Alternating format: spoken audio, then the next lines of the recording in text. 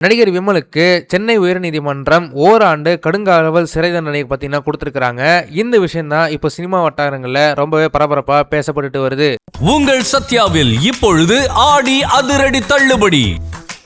நடிகர் விமல் அவர்கள் அவர் 2018 நடிச்ச மன்னர் வகையறா திரைப்படத்து மூலமா அவர் தயாரிப்பாளரா ஆனாரு. அந்த படத்துக்காக பைனான்சியர் கோபி அப்படின்ற நபர் கிட்டத்தட்ட 4.5 கோடி ரூபாய் கடனா வாங்கியிருந்தாரு. படம் ரிலீஸ் ஆன பிறகு கொஞ்ச நாள் கழிச்சு பைனான்சியர் கோபி அவர்கிட்ட காசை திருப்பி கேட்டும் போது ரொம்ப நாள் அலக்கழிச்சு இருந்திருக்கிறாரு. ஃபைனலா ஒரு நாள் அவர் அந்த காசை காசோலை மூலமா அவர்கிட்ட கொடுத்திருக்கிறாரு. அந்த காசோலை வாங்கின பைனான்சியர் கோபி அதை நேரா கொண்டு போய் பேங்க்ல போட்டிருக்கிறாரு.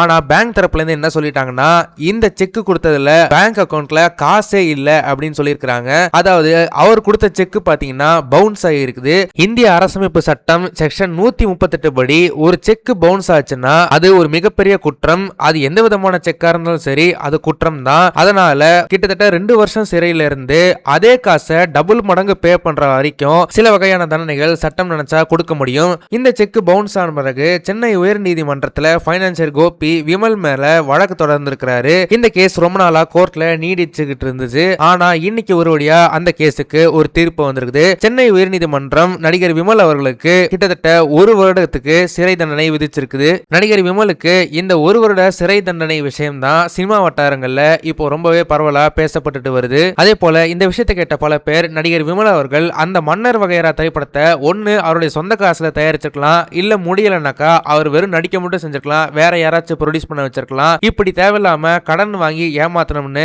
எந்த ஒரு அவசியமும் இல்ல, அவர் செஞ்சது தப்பு அப்படின்ற மாதிரி அவர் மேல கண்டனங்கள் தெரிவிச்சிட்டு இருக்காங்க. இந்த விஷயத்தை பார்க்கும்போது உங்களுக்கு என்ன தோணுது அப்படின்றத மறக்காம கமெண்ட் செக்ஷன்ல சொல்லுங்க. இந்த வீடியோ உங்களுக்கு பிடிச்சிருந்தா மறக்காம லைக் பண்ணுங்க, ஷேர் பண்ணுங்க. இதே மாதிரி தொடர்ந்து நிறைய இன்ட்ரெஸ்டிங்கான வீடியோஸ் பார்க்க வீட்டா கிஸ் சேனலை சப்ஸ்கிரைப் பண்ணுங்க.